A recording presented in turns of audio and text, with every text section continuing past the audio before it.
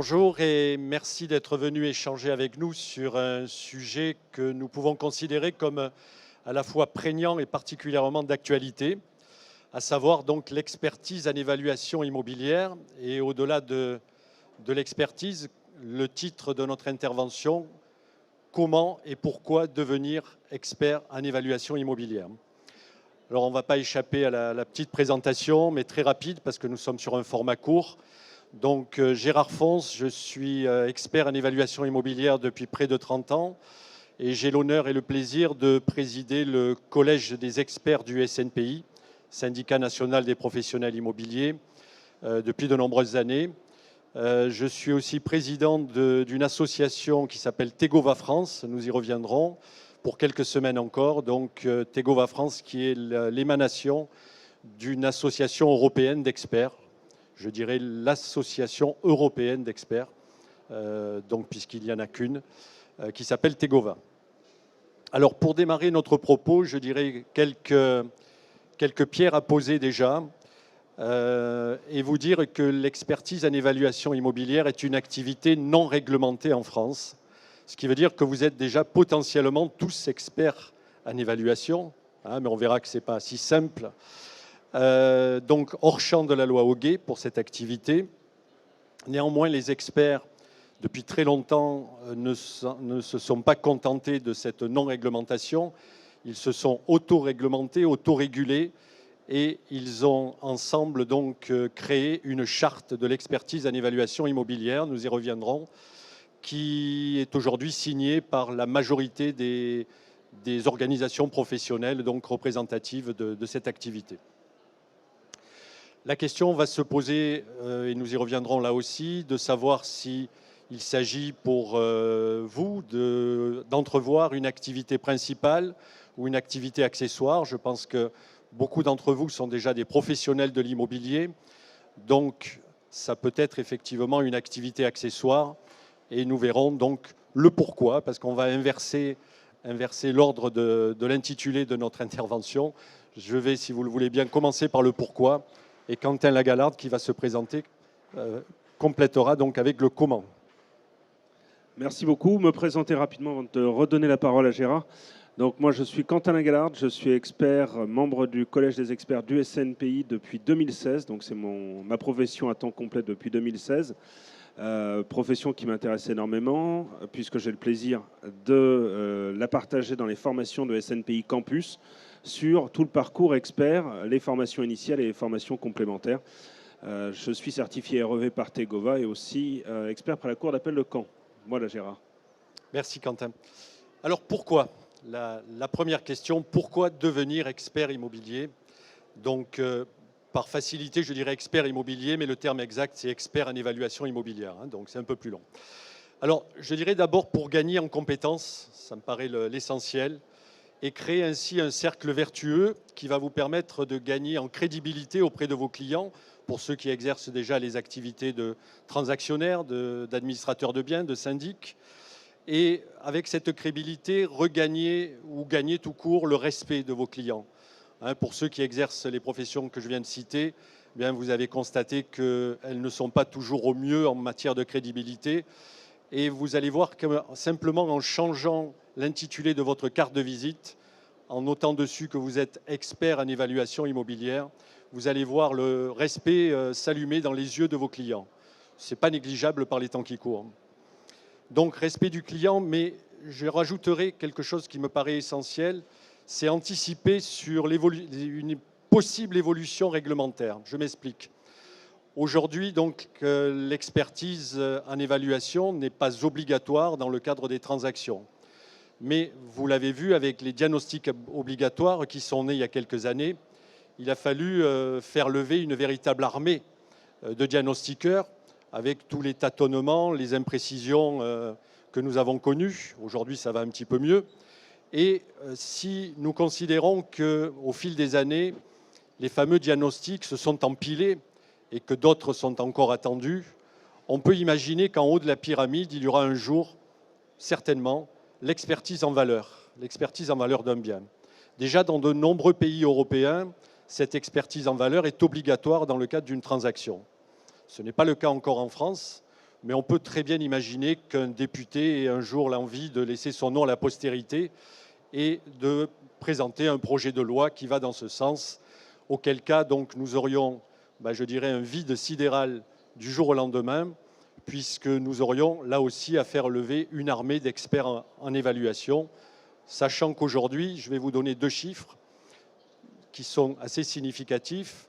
On considère qu'il y a en France à peu près 30 à 32 000 cartes professionnelles, donc tout confondu, et on considère qu'il y a à peu près 2 500 à 3 000 experts qui font de l'expertise de façon régulière. Donc vous voyez qu'il y a beaucoup de place. Il y a, je dirais, une concurrence qui n'est pas du tout la même que dans les autres domaines d'activité de l'immobilier. Et cette concurrence donc, qui n'existe pas, que vous connaissez peut-être pour certains de façon effrénée et parfois sauvage, eh bien, vous ne la connaîtrez pas dans le domaine de l'expertise où il y a encore beaucoup d'activités. Et je disais en démarrant que c'est une activité d'actualité. Et nous le voyons avec le ralentissement actuel du marché immobilier. J'ose pas parler de crise, mais certains n'hésitent pas à utiliser le mot. Eh bien, je dirais que l'expertise ne connaît pas la crise. Nous n'avons jamais eu autant de demandes d'expertise en évaluation que dans la période actuelle.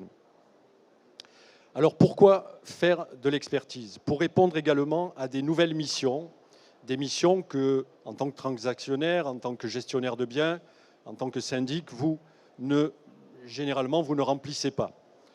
Vous avez des clients qui viennent vous voir en vous disant « j'aimerais connaître la valeur de mon bien dans le cadre d'une succession, dans le cadre d'une donation, d'un partage, dans le cadre d'une liquidation de communauté. On divorce beaucoup en France.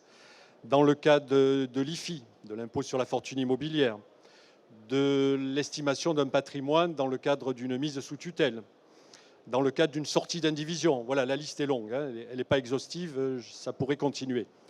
Donc vous voyez, toutes ces missions, en général, vous n'y répondez pas en tant que transactionnaire. Pourquoi? Parce qu'il y a, excusez-moi de l'expression, il n'y a rien à gratter. Il n'y a pas de rémunération au bout.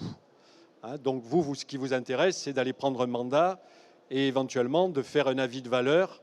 J'aime pas le mot, ça me donne de l'urticaire, mais ça existe. De faire un avis de valeur, alors que certains disent gratuit. Là, l'urticaire devient géant. Au moins un avis de valeur offert, c'est déjà un cadeau, c'est déjà mieux.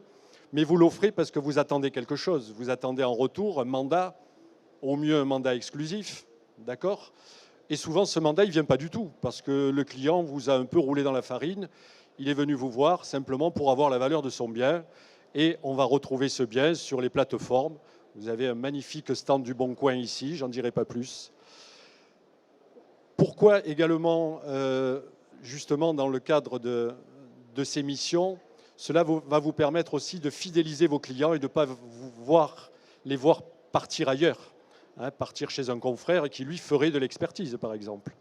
Et puis, je terminerai sur le pourquoi, avec le fait que ça va être une source de revenus non négligeable, puisque quand on fait de l'expertise en évaluation immobilière, justement, on ne le fait pas gratuitement, on se fait rémunérer pour ça, et plutôt de façon sympathique. Voilà pour le pourquoi, très rapidement, et pour vous laisser ensuite quelques espaces de questions. Quentin va vous parler maintenant du comment. Alors, du comment, parler aussi de l'organisation un petit peu professionnelle rapidement, puisque l'expertise n'est pas réglementée. Donc, on a choisi de s'auto-réglementer en se mettant un référentiel qui est reconnu. On le trouve par exemple cité comme étant une source fiable de normes d'évaluation dans des décisions de justice. Et ce référentiel est adopté par la plupart des compagnies, des syndicats d'experts évaluateurs en immobilier, que ce soit des experts judiciaires, des experts issus des milieux de la transaction immobilière, en tout cas les métiers de la loi Hoguet, que ce soit des compagnies plus spécialisées. Ce référentiel, il est vivant, beaucoup plus vivant aussi qu'une loi figée comme la loi Hoguet. Et donc, il va garantir la qualité de nos expertises en évaluation immobilière et de travailler donc dans l'intérêt du client en faisant de la qualité. Ça, c'est très important de se référer à ça, de se référer à ces méthodologies, d'avoir des indications pour avoir un travail de qualité fourni aux clients. Et c'est ce que nous développons.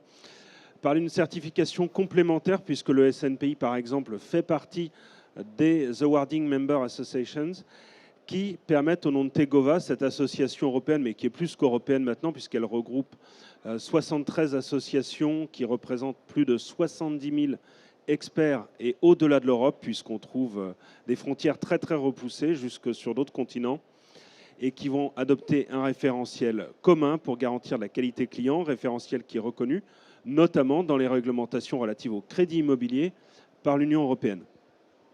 Aperçu rapide des certifications, des réglementations, de la qualité. Tout ça, c'est aussi le moyen de se distinguer sur le marché, tant en tant qu'expert évaluateur qu'en tant qu'agent immobilier, puisque vous aurez la possibilité de rajouter sur votre carte de visite, je pense que Gérard l'a dit dans toutes ses indications, rajouter agent immobilier, conseiller immobilier et expert évaluateur en immobilier. C'est le moyen de mieux vendre aussi son évaluation, de la justifier, d'avoir des méthodes qui sont reconnues. Vous pouvez réutiliser toutes ces méthodes-là dans vos estimations aussi, en plus de les vendre. Alors, le parcours, je ne vais pas vous lire la charte de l'expertise en évaluation immobilière, mais vous êtes déjà tous, en tant que professionnels de l'immobilier, des personnes d'expérience. Donc on va avoir un parcours de formation qui va vous permettre de conforter vos acquis pour pouvoir accéder à ce statut d'expert évaluateur et ne pas partir comme ça dans la nature, sans rien, sans matière, sans éléments, sans méthodologie, et donc de vous planter. Nous, on va vous accompagner avec un parcours. Alors, il existe quand même de la formation originelle prévue pour l'expertise en évaluation immobilière, telle que le diplôme de l'ICH dispensé par le CNAM, mais la plupart des experts évaluateurs se forment aussi sur le terrain, sont issus la plupart du temps des métiers de l'immobilier, et donc vont conforter leurs acquis avec un parcours de compétences, un parcours de formation, pardon, pour monter en compétences, où on va traiter de l'expertise, de la déontologie, des méthodologies, d'autres domaines que des domaines que vous pouvez connaître habituellement. Par exemple, on pourra partir sur des biens de prestige, des biens commerciaux, des biens ruraux. Il y aura tout un examen de compétences qui sera fait pour pouvoir présenter un dossier et permettre ensuite d'être intégré. Et ça, ce n'est que le début d'une aventure. Début d'une aventure, puisqu'après, il faudra faire de la formation continue, comme ce que vous avez déjà, mais on était en avance dans l'expertise en évaluation immobilière, puisque dès le début, on avait mis cette notion de formation continue. Et donc, c'est la perspective, cette formation continue, de développer, de continuer à développer les compétences, de renforcer les acquis, et ça nous servira continuellement. Donc, on a 20 heures de formation continue à faire par an. Si vous continuez vos activités loi au guet, vous n'allez pas faire 14 plus 20, vous faites 20. Après, vous pouvez en faire 30, 40, 50, autant que vous voulez, vous verrez que c'est passionnant. Donc, différents parcours, différents niveaux de formation. Formation de base, comment exercer mon métier, comment m'organiser, les méthodes de base. Et puis après, eh bien, on confortera les différentes thématiques, voire jusqu'à aller à faire des formations spécifiques, comme ce qu'on propose tout le parcours à SNPI Campus, mais qu'on peut trouver aussi autre part, si besoin, sur les formations plus complexes, qui permettent d'ouvrir à différents champs, puisque l'expert évaluateur en immobilier peut être généraliste, mais il peut être aussi spécialiste sur des domaines en particulier. On a des spécialistes en baux commerciaux, des spécialistes sur uniquement du fonds de commerce. On en a qui, parallèlement, font de l'expertise judiciaire. Donc ça, c'est un collaborateur occasionnel de la justice. Attention, ce n'est pas un métier. Expert judiciaire n'est pas un gage de qualité, à contrario de la certification par Tegova ou encore de l'adhésion à une association reconnue par la charte. Donc voilà les parcours. J'ai essayé de faire bref pour vous laisser la parole. Voilà, on a fait au plus vite. Il y aurait des heures et des heures pour en parler. On pourrait en parler toute la journée de l'expertise en évaluation immobilière, sachant que nous sommes en général des passionnés. C'est un métier passion, donc l'expertise. On va vous laisser la parole parce qu'il nous reste quelques minutes, donc vous avez sûrement des questions à nous poser. On aimerait en tout cas pouvoir vous entendre et pouvoir vous répondre. Il y a un micro qui va circuler peut-être.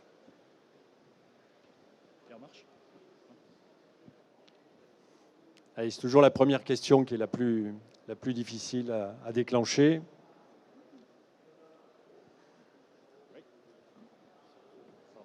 Oui, j'ai vu. Bonjour. Vous parliez de rémunération supplémentaire. combien vous facturez en gros une expertise immobilière et combien de temps ça prend pour faire justement un dossier de qualité? On va répondre tous les deux. Déjà vous dire que dans le domaine de l'expertise, les honoraires sont libres, hein, on ne l'a pas encore dit. Alors, ça va dépendre de la mission qui vous est confiée. On parle d'expertise amiable, hein. On n'a pas beaucoup parlé d'expertise judiciaire, mais on va parler d'expertise amiable.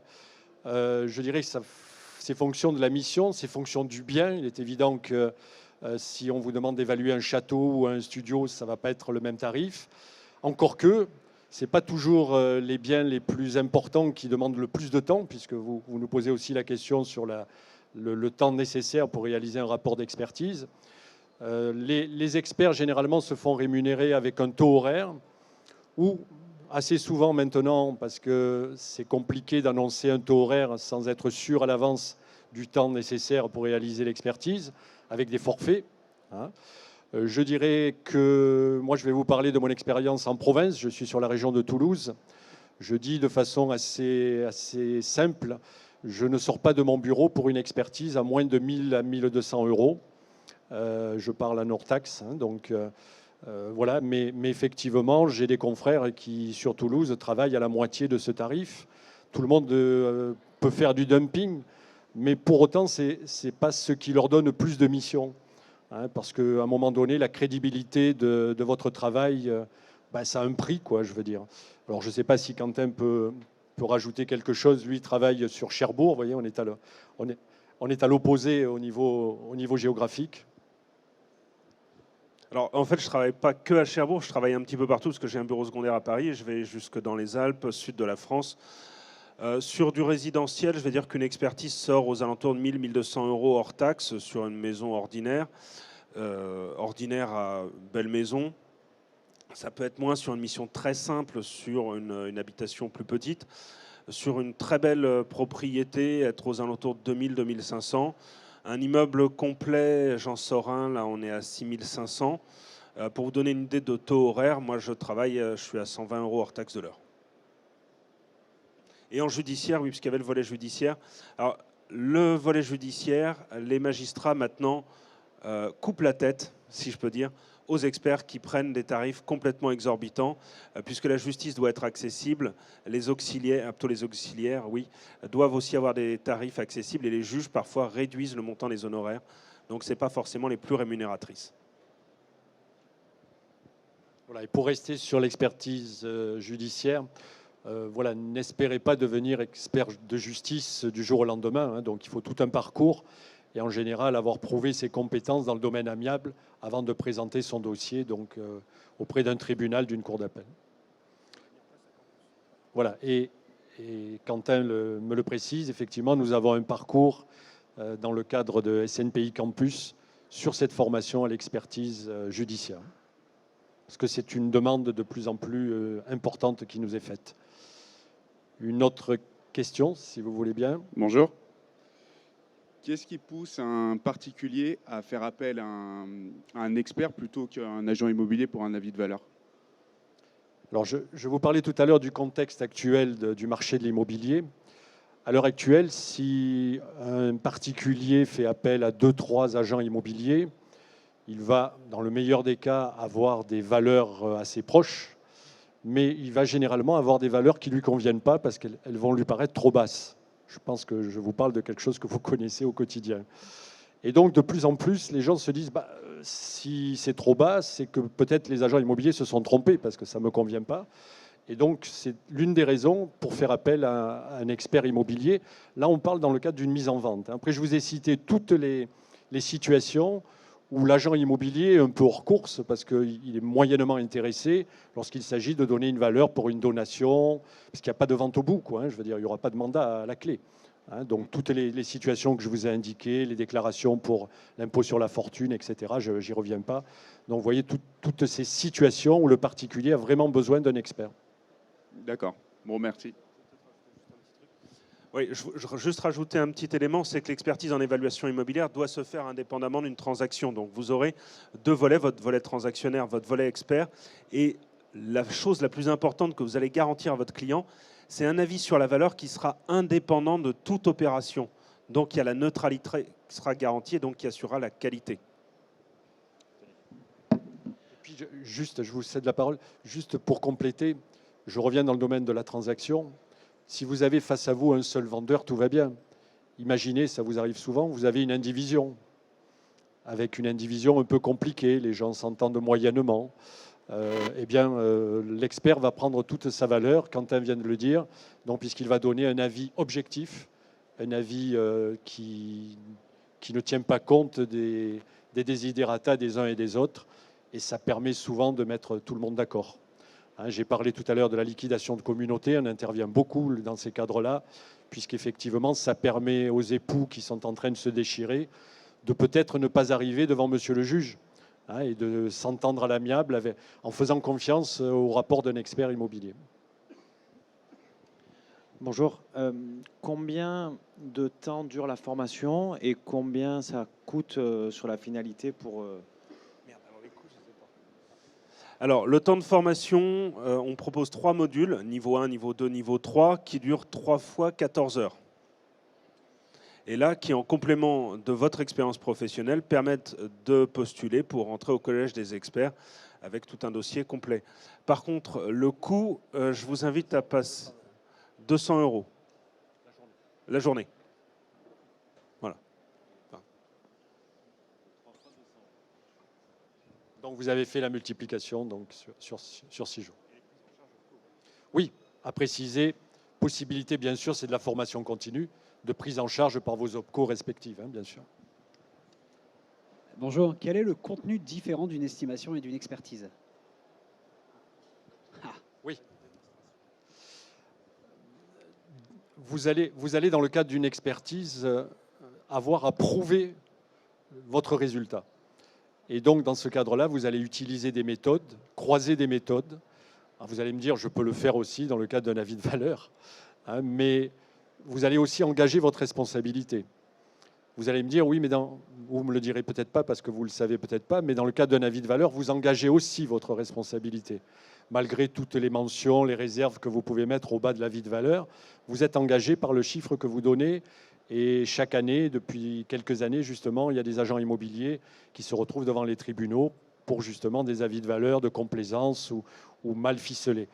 J'ai du mal à vous répondre, mais en tout cas, le terme exact, c'est l'évaluation. On laisse à l'estimation à ceux qui font des avis de valeur. Alors je précise que dans la charte de l'expertise, l'avis de valeur n'est pas considéré comme un document d'expertise.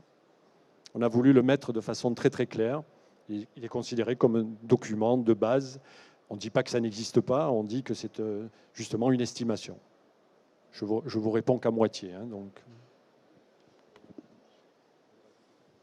Oui, rajouter un tout petit mot, c'est un travail de démonstration complet qui permet au lecteur du rapport de s'approprier votre raisonnement, de le comprendre et de l'adopter.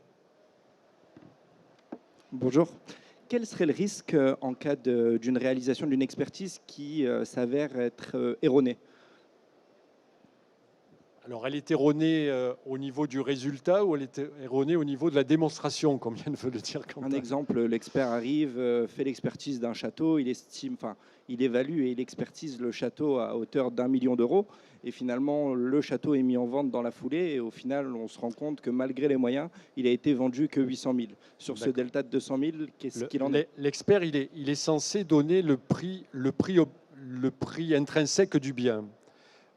Bien sûr, il doit tenir compte du marché immobilier du moment, il doit tenir compte des circonstances du moment, mais malgré tout, je dirais, il y a le prix qu'on estime valoir et le prix qui est obtenu parce que vous prenez l'exemple d'un château, parce qu'il y a une pénurie d'acheteurs, tout simplement.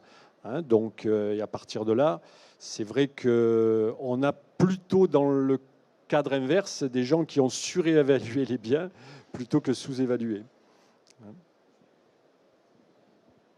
Il n'y a pas de risque dans ce cas-là que la personne ayant mandaté l'expert puisse se retourner dans ce cas-là contre l'expert? Si le travail de démonstration, je reprends ce terme, a été fait correctement, a priori, le risque est très, très infime. Voilà. Je vous remercie. Il ne faut pas qu'on soit du simple au double, donc on est bien d'accord. Voilà. Si vous voulez poursuivre, parce que nous sommes à 10h59, il nous reste une petite minute. Nous sommes sur le stand du SNPI. Vous pouvez venir nous voir. Nous sommes là toute la journée pour pouvoir répondre à vos questions si vous en avez encore, et je l'imagine. Une dernière question, peut-être. Il est 59. C'est bon, on nous fait signe que c'est terminé. Donc merci vraiment de votre attention. Et écoutez, on vous souhaite de venir nous rejoindre dans cette belle famille des experts en évaluation immobilière.